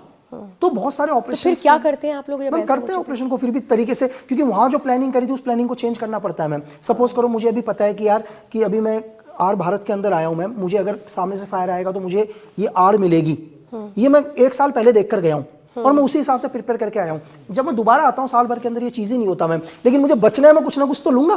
फिर एकदम से वहाँ सिचुएशन को चेंज किया जाता है मैम। अल्टरनेटिव मतलब जो भी हम ऑपरेशन प्लान करते हैं, अगर ये नहीं होगा तो अल्टरनेटिव हम पक्का रखते हैं। तो ऐसा नहीं है कि ऑपरेशन को छोड़ देंगे। अगर सपोज करो जैसे मैंने आपको बताया यहाँ आया और मुझे पता है मुझे बचना ही है, तो डेफिनेटली मैं कोई ना कोई तो जगह ढूंढूंगा मैम। तो फिर जमीनी हालात, वहाँ के सिचुएशंस के हालात पर सब चीज़ें चेंज होती है मैम।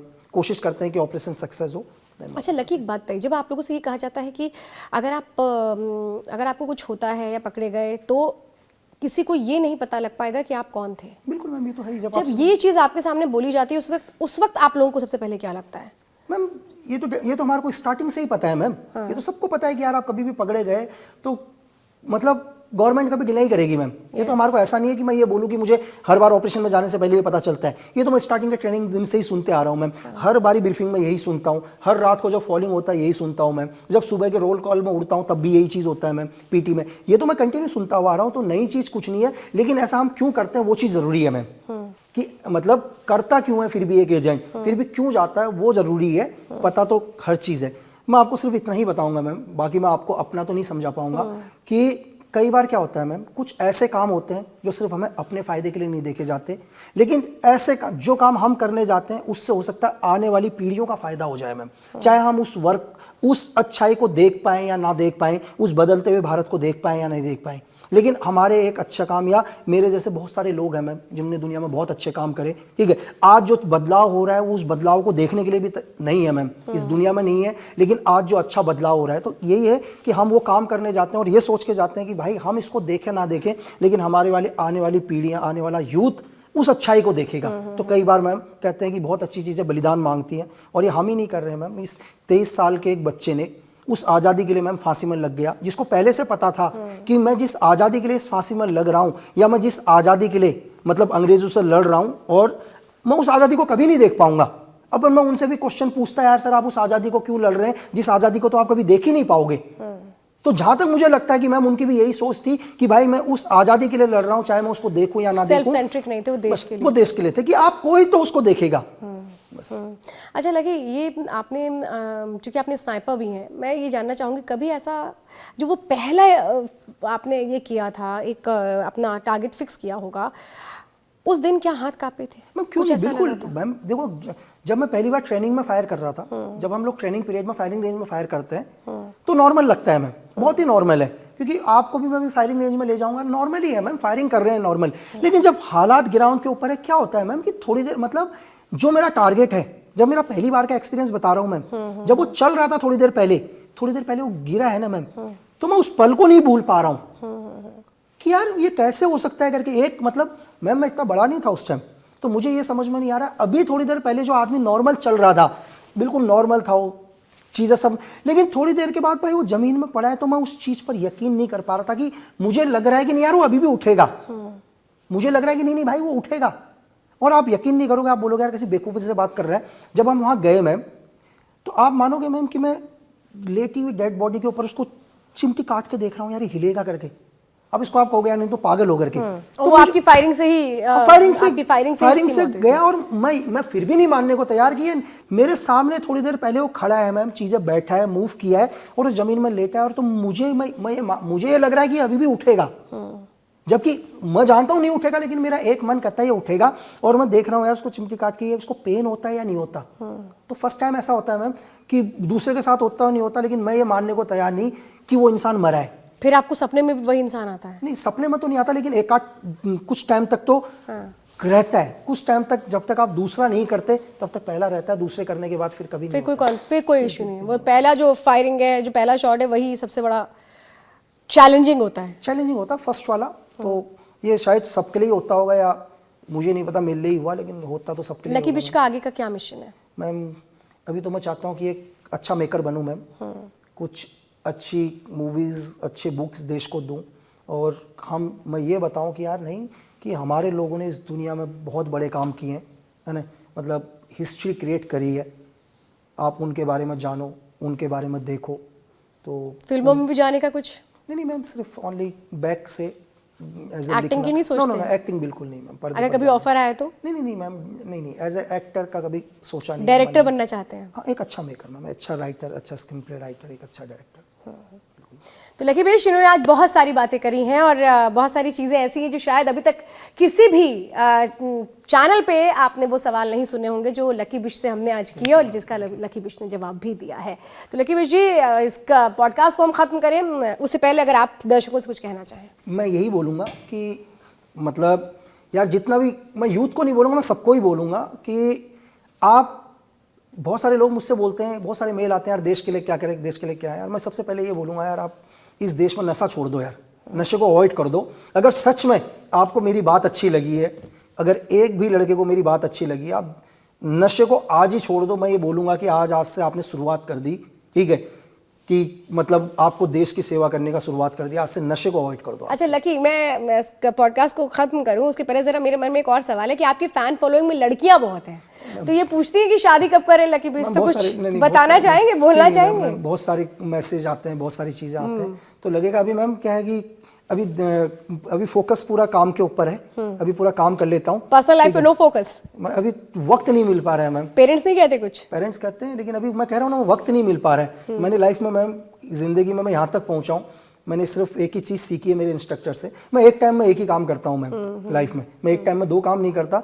तो अभी इस टाइम मेरा फोकस एक ही काम में है मैम। मतलब जब पर्सनल लाइफ में फोकस आएगा तो पर्सनल लाइफ, पर्सनल लाइफ रहेगी मैम। फिर बिल्कुल। तो यानी लड़कियों से कोई दोस्ती वोस्ती भी कभी नहीं रही होगी? कोई गर्लफ्रेंड रही कभी? मैं हाय हेलो रहता है मैम, बस। कभी कोई गर्लफ्रेंड रही आपकी? अब तो ये तो पर्सनल सवाल ही हो गया मैम। ठीक है, तो ठीक है। मतलब जो चुप्पी है वो हाँ की तरफ इशारा कर रही है, भले वो रिवील ना करना चाहे। ऐसा तो कुछ भी नहीं है ज्यादातर।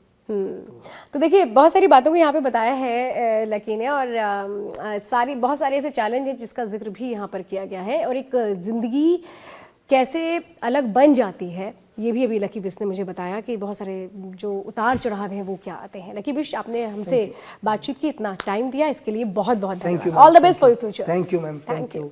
आप सबका भी बहुत बहुत धन्यवाद हमारे साथ इस पॉडकास्ट में जुड़ने के लिए। और लकी बिश के साथ हमने आज बहुत खास चर्चा की है, बहुत सारे ऐसे सवाल हैं जिनके जवाब मिलना बहुत ज़रूरी थे, उस पर भी हमने बातचीत की। ये पॉडकास्ट आपको कैसा लगा कमेंट बॉक्स में कमेंट करके ज़रूर बताइएगा। आज के लिए दीजिए इजाज़त, नमस्कार।